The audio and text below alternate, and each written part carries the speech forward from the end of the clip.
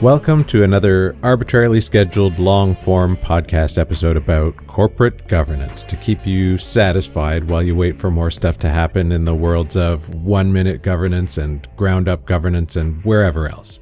My name is Matt Fulbrook, and as usual, I've been thinking about some stuff.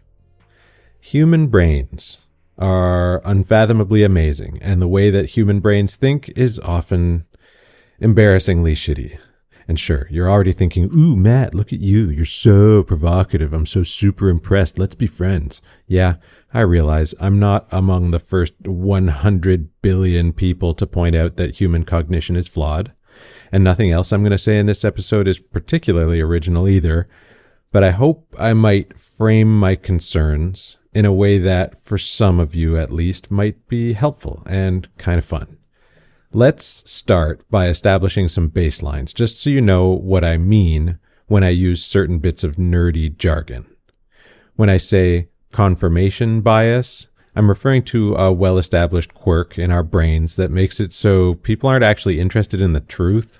We're interested in validation. So we dismiss information that disagrees with our beliefs and overvalue information that confirms our beliefs without much concern at all about whether the information in question is any good or whether we're actually correct, as long as we feel validated and don't have to change our minds about anything.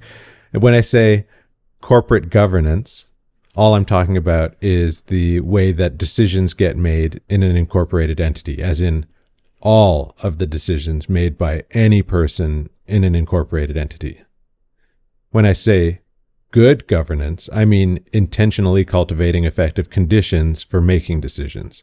When I say diversity, I mean being actively and intentionally interested in bringing multiple and potentially divergent perspectives, cultures, lived experiences, personalities, and more into the process of governance, corporate or otherwise.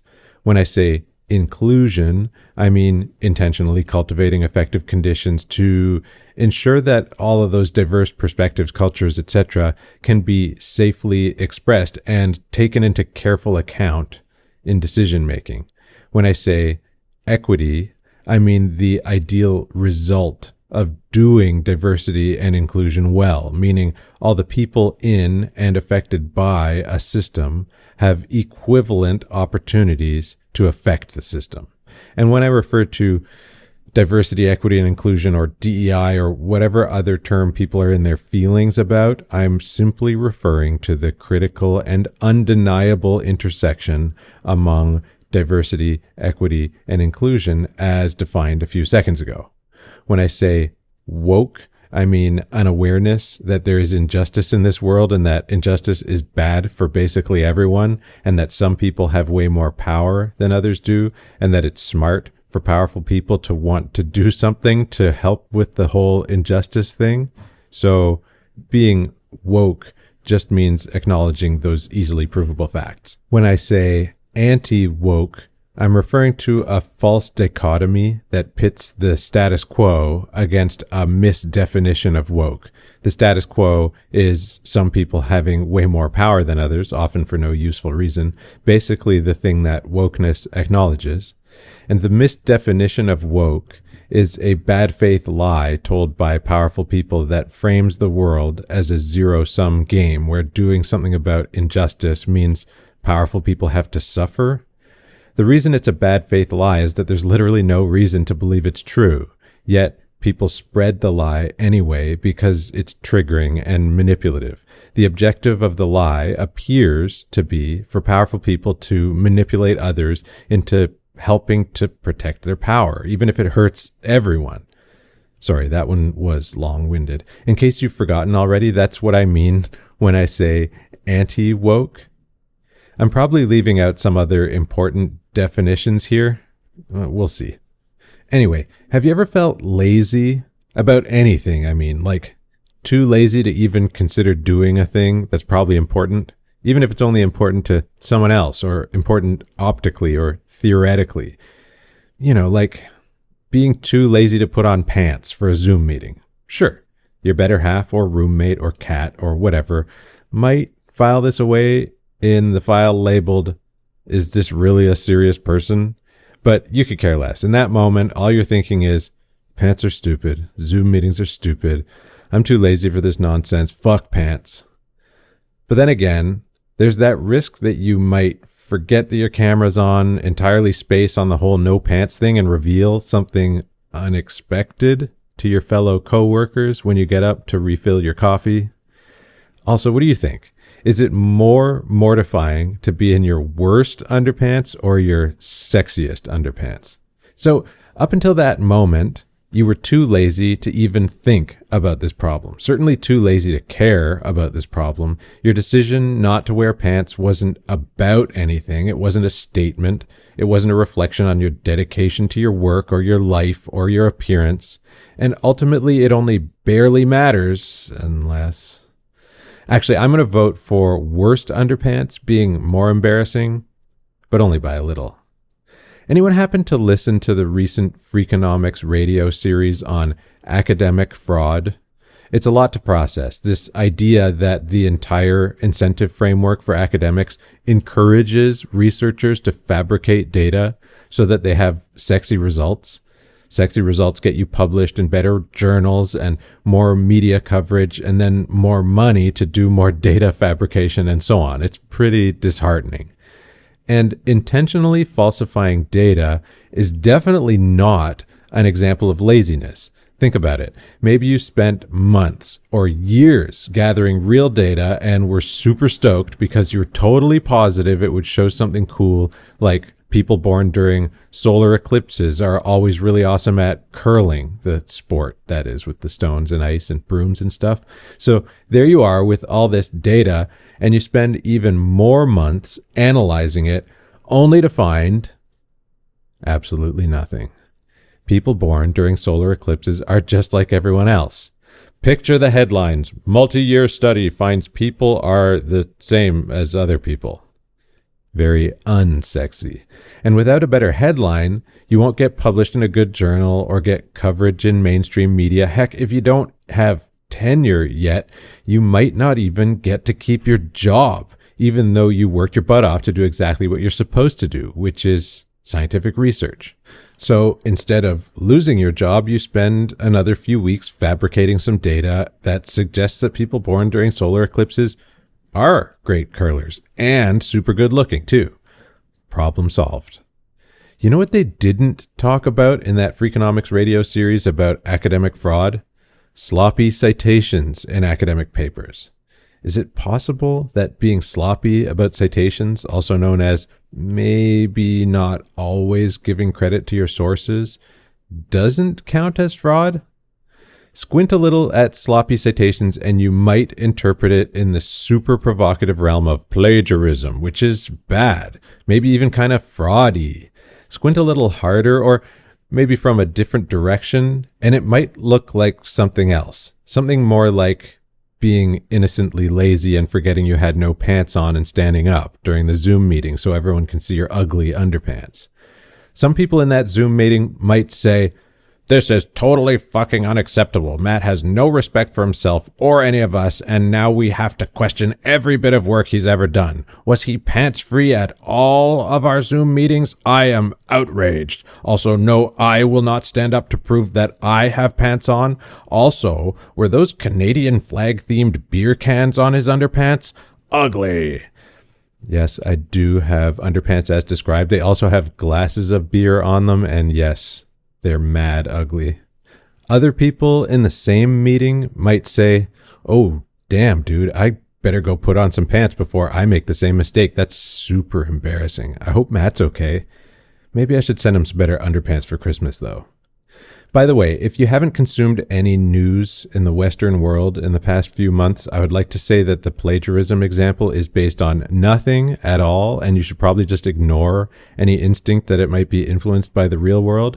Actually, even if you have consumed news in the Western world and do see a connection, you should probably just ignore that. Moving on. I skipped through this ultra cringy video a year or so ago, some YouTube algorithm recommendation that turned out to be long but occasionally fascinating.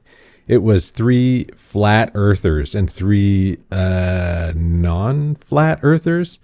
All strangers, I think, each side trying to convince the other to change their minds. I don't remember much of the detail except that the creators of the video would interject every once in a while with a question or poll or something to see where the participants' heads were at. I only remember one of the questions, and I'll probably get it mostly wrong. The creators asked the participants something along the lines of, "Hey, do you think if your adversaries here only took the time to get more information, they'd totally see everything your way? As in, they're not educated or knowledgeable enough?" I don't know if you can guess what the responses were, but to me, it was both surprising and funny. The three flat earthers all said, "Yes, these other people over there are just ignorant, and if they had more information, they would definitely realize the earth is totally and obviously flat." And the non-flat earthers all said, "No, there's definitely a problem here, but a lack of information ain't it." And I, as a, spoiler alert, staunch non-flat earther, found this really interesting because, like my peers in the video, it seems obvious to me that we've got a nasty case of confirmation bias going on here. For instance, let's say you asked a flat earther to explain to you where they think New York is, or Vancouver, or Hawaii, or Japan, or Singapore, or India, and to explain why flight times among all these different places are what they are, or how gravity works, or whether they believe in satellites, or whatever. Any answer they might confidently offer is definitely not coming from a lack of information. I mean, no matter what, you need a lot of information to answer those questions. It's because once they decided to believe the earth is flat, they automatically overvalue information that tells them they're right, even if that information makes a lot less sense than the truth. And they choose to reject the truth because it doesn't confirm their belief that, I'm assuming, every astronomer in modern history, every pilot or air traffic controller, every astrophysicist, etc., is in on some meaningless conspiracy or something. What the hell am I even talking about? Sorry, before I get to what I'm actually talking about, I want to tell you about this cool new guitar pedal I got recently. It's called Blooper by the company Chase Bliss. No, I don't get anything for talking about this pedal. It's just cool.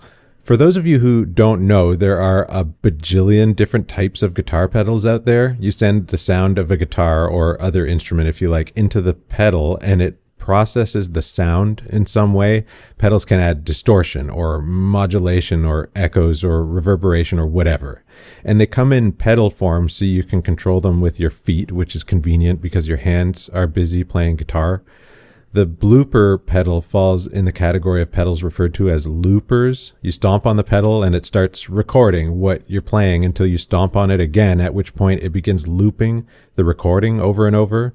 Then you can record more and more layers on top of the looped recording and build a little composition. It's a really fun, creative tool. Here, I'll record a silly, sloppy thing just to show you how it works.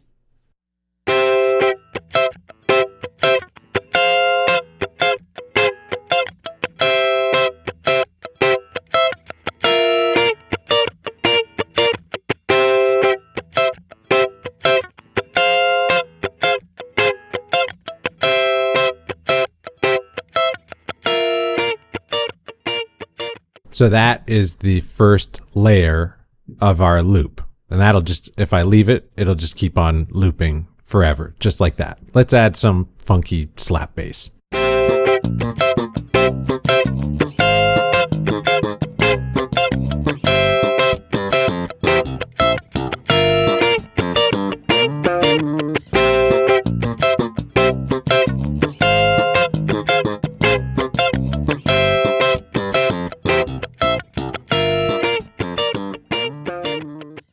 And that'll loop just like that with those two parts on top of each other forever. And for those of you who pay attention to harmony, I left that first loop with just the guitar a little bit ambiguous, and now we've got a bit more information and it makes the whole thing sound and feel a little bit different. It's kind of cool, right? Let's add one more layer.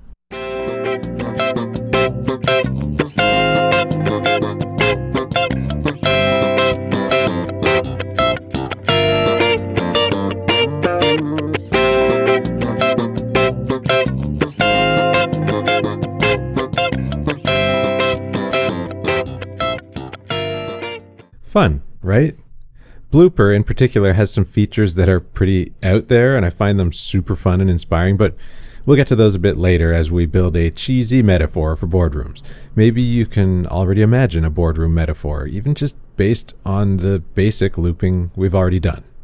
Let's get another important definition on the table. When I hear other people say merit, as in, we hire people based on merit, my interpretation is that they mean they care about what people have done in the past, as far as they know, and don't think it's very important to wonder what new things people might be able to do in the future, unless they can prove that they've already done it in the past. As in, merit is somehow separate from potential. That's not usually what I mean when I talk about merit, but for the sake of this podcast, that's what it'll mean when I say it. Merit is a judgment of a person's past accomplishments in service of predicting what they might accomplish in the future. This is a good place to bring in the whole DEI thing, because there's a common lazy argument, fueled, I'm sure, by confirmation bias, that suggests that it makes sense to put merit and DEI on opposite sides of a dichotomy, as in, if we allow diversity, equity, and inclusion to inform our hiring behaviors, for example, then we must necessarily de-emphasize merit. Before we get into why this very much makes not even a tiny bit of sense at all, I'm pleased to inform you that merit ain't all that. First, are talent and merit the same? Talent being something innate rather than learned, as in, should we only hire people who are naturally gifted at the thing we need them to do? Most people would say no, instinctively at least, but then would still stick to the merit versus DEI dichotomy. Fair enough. How about this? Are opportunity and merit the same? As in, Matt had this great opportunity as a know-nothing 21-year-old to start working on projects around corporate governance, which opened up a million other opportunities to get on stages and in classrooms and boardrooms and meet tons of influential people before he was old enough to even understand that there might be a difference between ugly and sexy underpants. At the moments those opportunities emerged, Matt had not earned any of them. They were just there. All he did was decide to give them a shot, and it worked out okay. Now he's got a neat career, an awesome and supportive community, some reasonably well-informed opinions about lots of stuff, and isn't 1,000 years old yet. There are literally millions of other people who, given the same opportunities, would have made just as much or more out of them. And this isn't even talking about the opportunities that are assigned to us randomly at the moment of conception, the what's, whens, and wheres, and other circumstances that determine whether countless doors are open to us, or if we instead have something much more miserable. So, opportunity. Is it mostly the same as merit? Like, let's hire Matt because of all his accomplishments, which are mostly the result of his random encounters with opportunity? At least we have to accept that without opportunity, nobody would have any merit to speak of. So, if I'm understanding the merit versus DEI argument correctly, it claims that we should be allocating future opportunity based on merit, based on what a person has done or appears to have done in the past. Let me take this and turn it into a gross exaggeration. We're saying then that it should be a no-brainer in February 2024 to want 60-year-old Michael Jordan on our basketball team instead of 20-year-old Victor Wembanyama. Merit over potential every day. I mean, who needs someone who has the potential to do something generationally awesome tomorrow when we can have someone who already did something generationally awesome 35 years ago? Dumb, right? Just as dumb, for example, as choosing someone who's only got raw talent over someone who's got a rad combination of slightly less talent, but also grit and wisdom and fresh perspectives and a cool personality. And if we see the potential for a person to have all that, why do we care so much about whether they have merit? I mean, shouldn't future opportunity be allocated in large part on future potential? And what about a person's potential not only to be great on their own, but to make an entire group or team greater? And if we take an abrupt turn into our weird little world of corporate governance, the greatness of our team is defined by the inputs into our decisions. What's an important factor that increases the probability that a decision will be a good one? Considering multiple perspectives and multiple options before choosing a path. What's an easy shortcut to bringing multiple perspectives to the table? Holy shit, it's diversity. What's a shortcut to making sure that diversity actually works the way we all want it to? Bam! Inclusion. And if we do those things right, we might have equity. Holy nuts, I think we may just have a sensible and relatable argument that D and E and I are like a life hack for good governance. Sure, we can add merit into the mix too if you like, but really, all we need merit for here is to make sure the group collectively has the technical skills it needs. And one of the things about technical skills is that if we worry about D, E, and I first, and then worry about technical skills, we'll end up with everything we want. Skill and good governance. If we do it the other way around, merit and then DEI, all we're guaranteed to get is skill. So if one of the main gripes from the anti-woke crowd is that we're de-emphasizing merit, my response is about damn time. Because in this sense, being anti-woke is kind of like being anti-potential. And being anti-potential is kind of like being anti-performance. Frankly, merit is butt in the Fife Dog, go get yourself some toilet paper because your lyrics is butt kind of way. And I get it. It feels scary to some people to think they might need more than merit to succeed, especially because a lot of us with merit got it because we had a heaping dose of a combination of unearned talent and unearned opportunity. I mean, shit, am I going to have to actually earn my opportunities now? Relax. I'm here to tell you it's going to be okay. It's not a zero-sum game. The lie is that the size of the pie is fixed and you got to push other people out of the way to get yours. Remember our loop, the blooper thing? Here it is again. Check out what happens when I turn some knobs or press some buttons on the blooper for a second.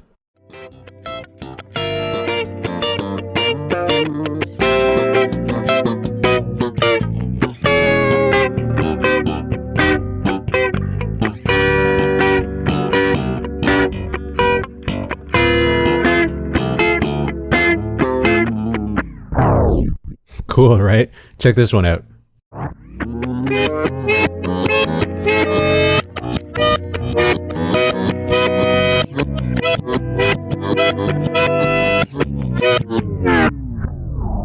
I'm not trying to tell you that these changes are making things better, but like we've heard it slow, now we've heard it backwards, and we've heard it with that like kind of really cool tape effect. Let's see what else we can get.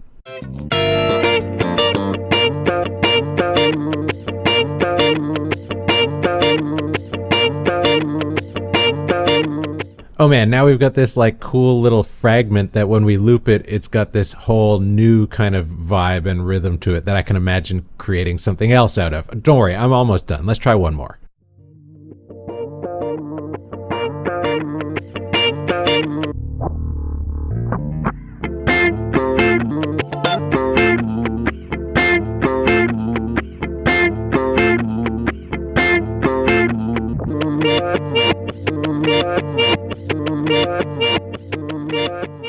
Okay, it's getting nerdy more than musical now, but I bet if you were sitting here twiddling these knobs and pressing these buttons, you'd be kind of getting nerdy too. The point is that when we sit and play with Blooper, the original stuff starts transforming. And maybe even revealing a whole new idea out of the original information that we put into it. Super freaking cool, right? Reflecting on the woke versus anti-woke thing, or even the flat earth thing, I think we should take a second to talk about contempt. To avoid being lazy about citations here, I think I'm getting influenced again by Freakonomics Radio and their fun interview a few years ago with the economist Arthur Brooks about his book, Love Your Enemies, How Decent People Can Save America from the Culture of Contempt. Actually, I can now verify 100% that I'm being influenced by that show, the title of which was How Can We Break Our Addiction to Contempt? Because that's where I just found this quote where Brooks says about contempt that it is, quote, this nasty cocktail of anger plus disgust. It's a cold emotion. It says you are worthless and what you said is worthless. You're beneath my regard. And that's something that should be reserved for something that's not human, end quote. Why does this matter to me right now in this podcast on this topic? I'll give an obvious big example and then direct us back into the boardroom. There is a person in the world right now, a very high-profile politician, who likes to use dehumanizing language to describe people and organizations with whom they disagree. One word this person uses with relative frequency is scum. I chose scum because from among the other inflammatory words this person uses, it's one I feel reasonably comfortable repeating, and it can be a kind of funny word, to be honest, but directed with anger and disgust toward any human being, scum takes on a whole different vibe. And like Arthur Brooks says, contempt should be reserved for something that's not human, like stepping in dog poop or something. The reason I bring up this very high-profile politician is that they, and others who might have similar behavior to this person, dehumanize the people they don't like, and they do it from the most public and influential of platforms. Let's imagine that I have the same tastes or distastes as this politician. I might feel really good and validated when they dehumanize the people I dislike.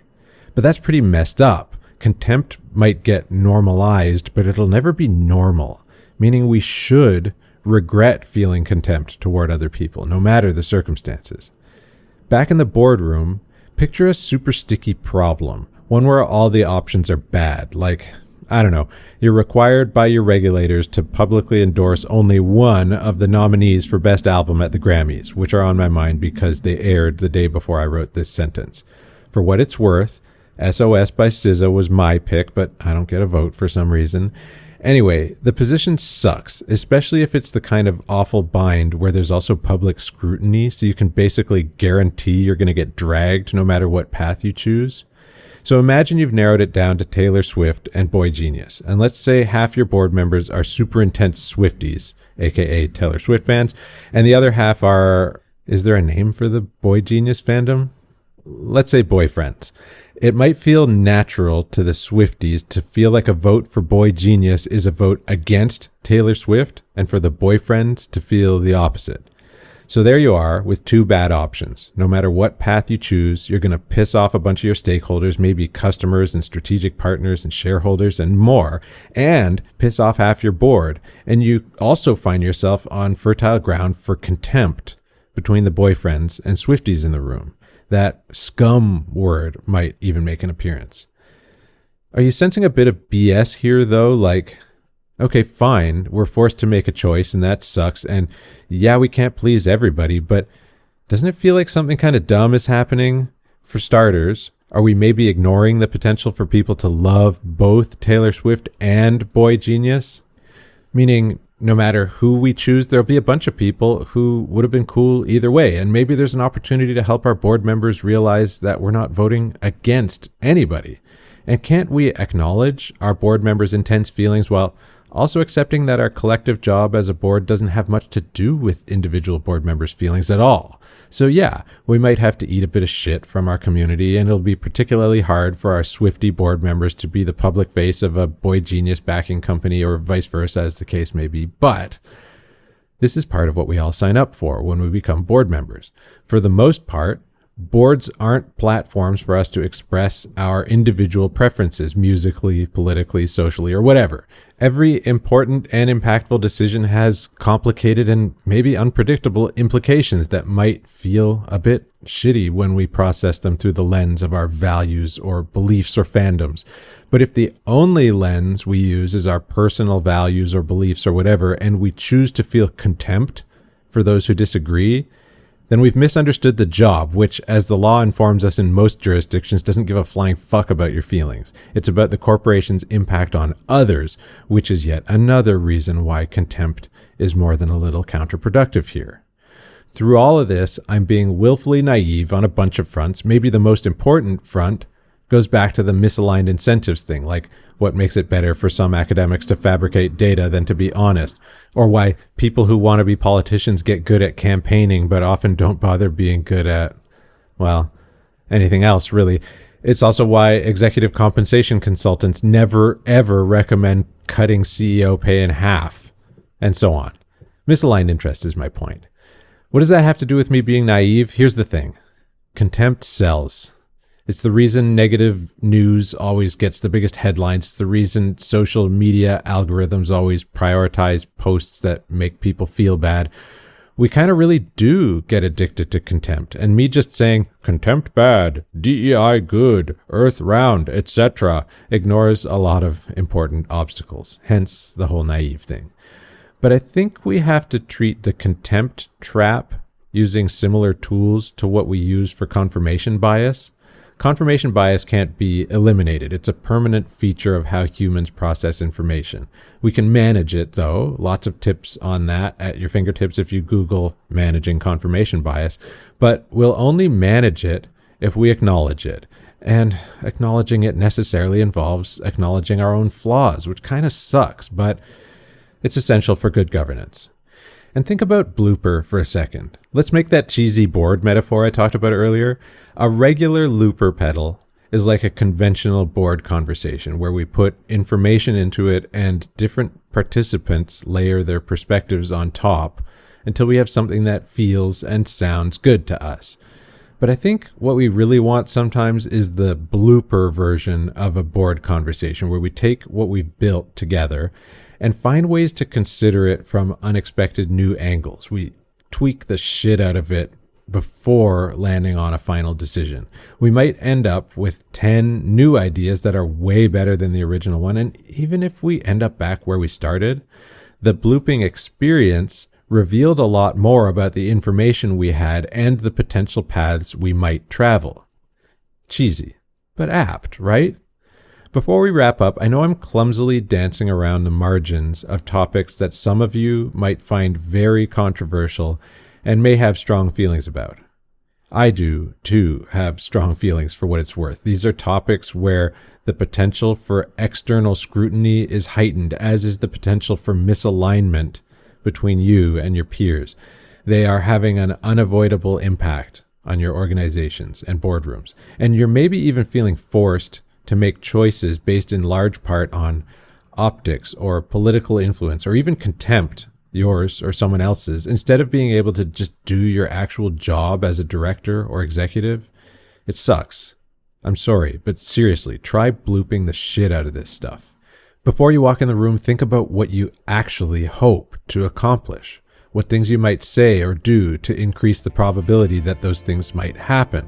Think of fresh angles you might hope to explore with your team and imagine some questions or stories or prompts that could encourage them to explore alongside you. Prepare yourself to pause first before the disgust and anger creep in, and acknowledge that the boyfriends and Swifties are just human beings with different information, different lived experience, different cultures, different preferences, maybe different personalities.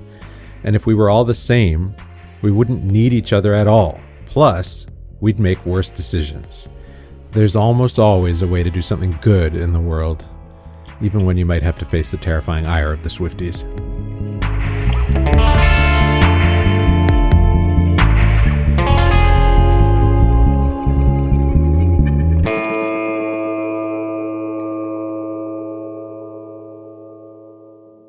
So if any of you have stuck around this long and happen to be wondering what's going on with my Ground Up Governance friend and partner, Nate Schmold, who illustrated all the Ground Up Governance stuff, go to YouTube and check out his channel, which is 3030-TV, 3030-TV, where Nate posts something new every day.